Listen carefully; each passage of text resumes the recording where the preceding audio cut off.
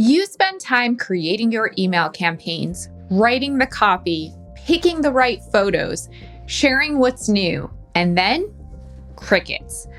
The open rate's fine, but barely anyone is clicking. You're starting to wonder, is email even worth it anymore? Is it me? Am I the problem? Did I do something wrong? If you've been second guessing your email strategy or feeling like your campaigns are falling flat, this episode's for you. Let's figure out what's really going on and how to fix it. I'm Larissa Werstiak. I run a marketing agency called Joya, and for nearly a decade, I've been helping product-based e-commerce brands grow with more intention and clarity. We ditch the marketing formulas that don't feel like you and build strategies that actually connect. Few things feel more frustrating than sending an email you thought was great, only to see almost no one click. You might find yourself thinking, I picked the best product photos. I shared a heartfelt message. I even added a discount code. What gives? If you've ever felt that way, you're certainly not alone. I've seen this happen across so many product-based e-commerce businesses. The good news is that a low click-through rate doesn't necessarily mean your email marketing is broken, but it is a sign that something's not quite landing, and that means there's an opportunity to make a shift. Inbox competition is fiercer than ever. You're not just up against other brands, you're competing with Amazon order confirmations, dentist appointment reminders, and a flood of flash sales from big box stores and beyond. Clicking feels like a true commitment to the average consumer, so your email has to earn that commitment.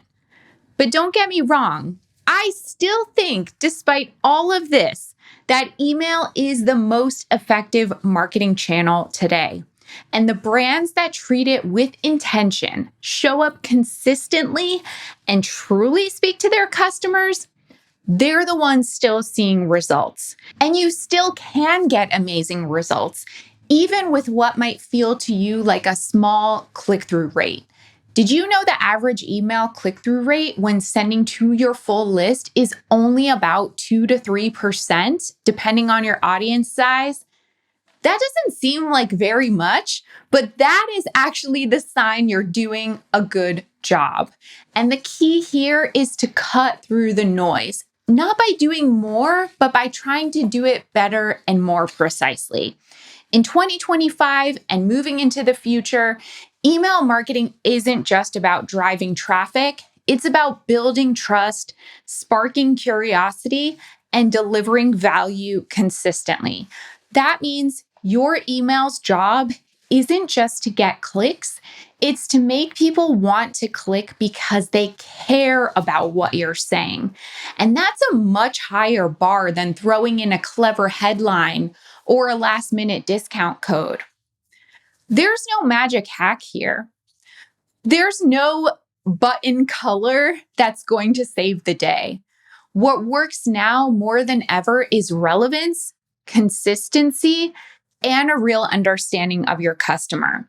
This is all harder, yes, but it's also a much greater opportunity because when you do earn the click, it means so much more. It's a sign that your message landed, that your brand made a connection, and that your customer is paying attention.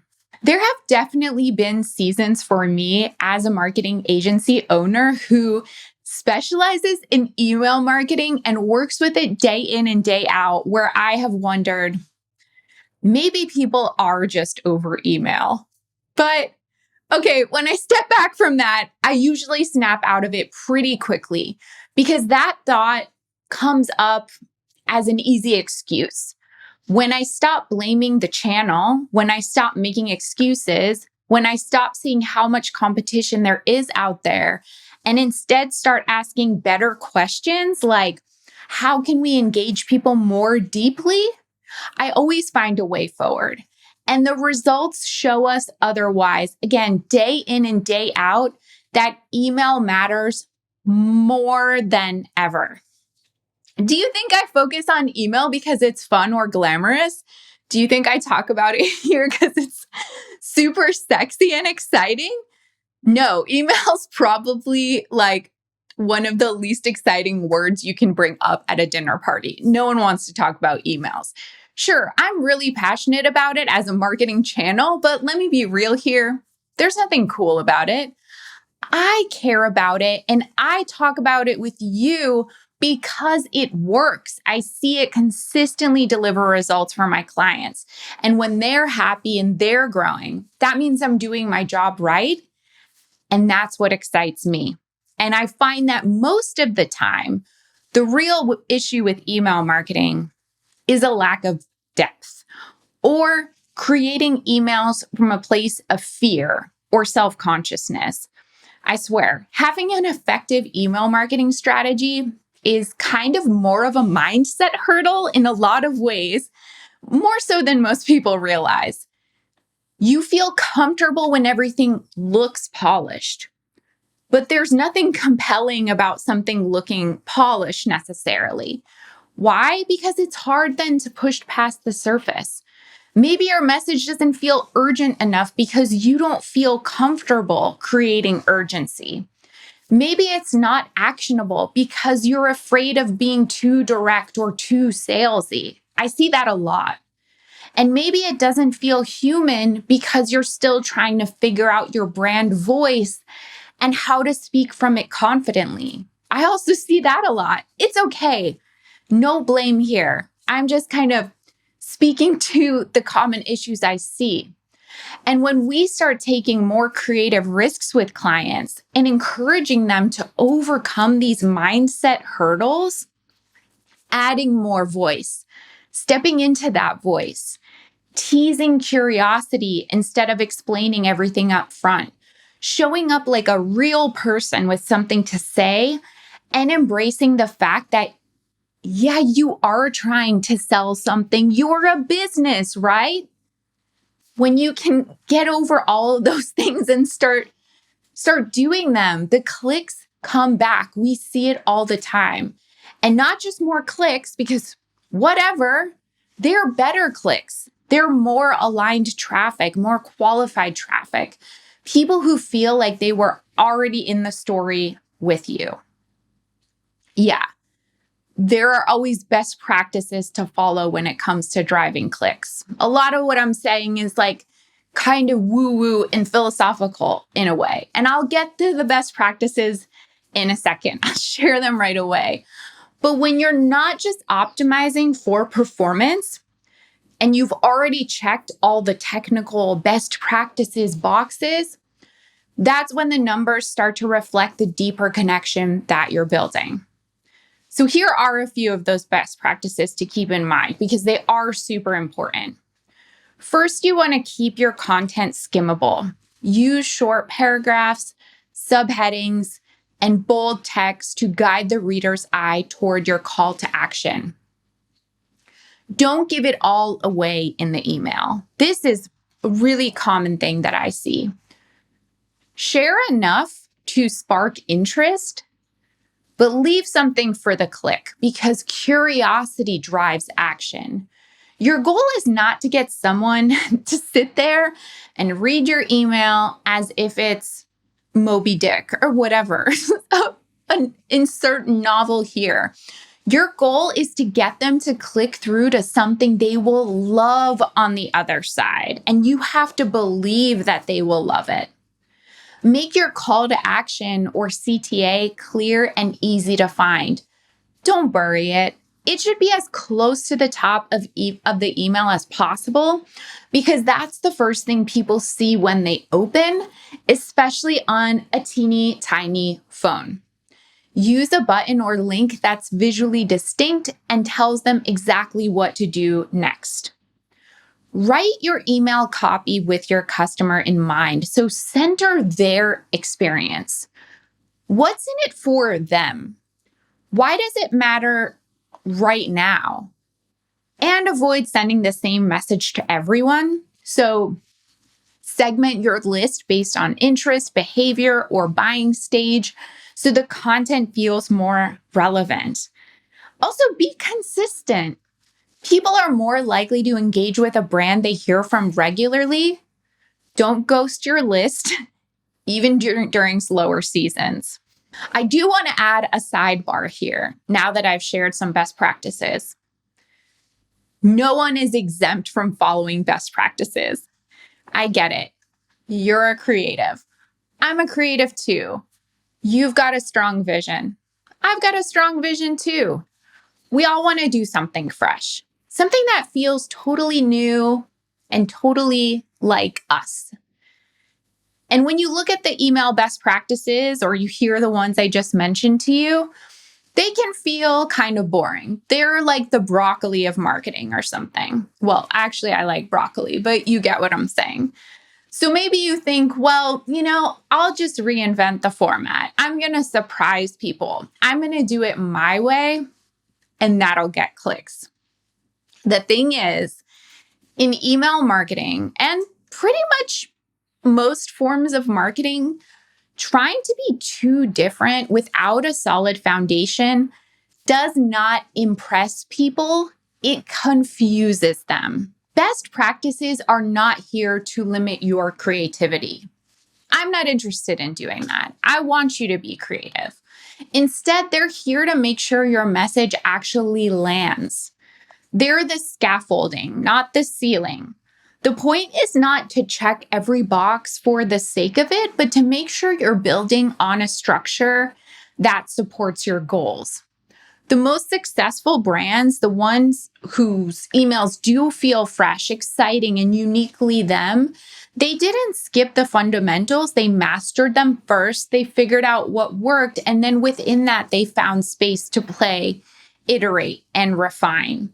So if your creative idea is layered on top of a strategy that's rooted in best practices, amazing. But if you're skipping the basics entirely because they don't feel fun enough, you might be holding yourself back from the clarity and results you actually want. So here's a quick check-in you can do to see, are you skipping the basics? Before you jump into your next big idea or overhaul your entire email strategy, let's pause for just a moment. Are you secretly hoping for a clever workaround or bold creative twist that will save the day? It's totally understandable to want to feel fresh. But if you're not getting the results you want, and a lot of people aren't, the better question to ask is, am I doing the simple things really well? So let's go through this checklist to help you evaluate. First, are your emails clear and skimmable? Try sending yourself a test on your phone. If you're hit immediately with a wall of text or can't immediately spot the main message or call to action without having to scroll, that's a sign it's time to simplify.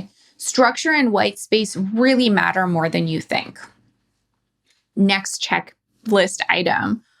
Are your call to actions easy to find and also understand? Again, if your reader has to scroll all the way to the bottom or guess at what you want them to do, it's worth revisiting your template. Move that call to action up, or better yet, build the email around a single clear action. Also, next checklist item. Are you giving people a reason to click instead of telling the whole story right there? If your email includes everything they could learn or see on your website, then the person has no reason to leave the inbox. So use your email to spark curiosity and then let your product page or landing page do the rest. Next checklist item. Are you trying to say too much? It's so tempting to pack in multiple ideas, especially if you don't email your list often.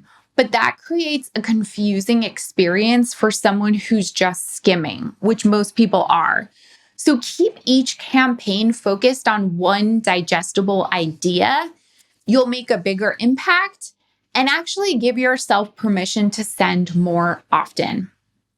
Next checklist item. Are you speaking to the right segment and centering your customer? Even the most heartfelt message can fall flat if it's all I, me. Being personal is great, but make sure it's also relevant to the person consuming the content. So focus more on you, not you, the person sending it, but you, the person reading it, or the you out there. And are you sending often enough to stay relevant? Again, kind of repeating what I said, if you find yourself cramming everything into one email, it might be a sign you're not showing up consistently. Frequency builds familiarity and gives you space to breathe with your content. If a few of these made you pause, that's okay. It doesn't mean you're doing it wrong. You don't have to overhaul everything. But starting with the basics is not boring. It's smart, because in email marketing, clarity is creativity. And a solid structure is what gives your message the power to shine. You might be thinking right now, but I don't want to be too salesy. I'm not a copywriter. I don't have time to segment my list. I just want to talk about what's new or what's on my mind. Totally fair. I'm offering you a shift. Email is not about being slick or pushy. You're going to be clear, you're going to be relevant and intentional, so your customer knows what to do next and feels good about doing it. You don't have to be a master of persuasion. You just have to care enough to communicate with purpose. So I have a little encouragement for you before your next send. Here's your mantra, your email marketing affirmation. I'm not annoying. I'm providing clarity. I'm not being pushy. I'm helping someone choose. And I don't need to be perfect, just present. So repeat that to yourself and try this mini challenge this week. Pull up your last campaign. Look at the click-through rate. Again, as I mentioned, 2 to 3% is average. Then ask, what's one way I could make this email more click-worthy? And thinking through the tips I mentioned in this episode, pick one of them and try it in your next campaign. Then watch what happens. Email is not dead. Your customers want to hear from you, but they want to be invited into something, not dragged through your agenda.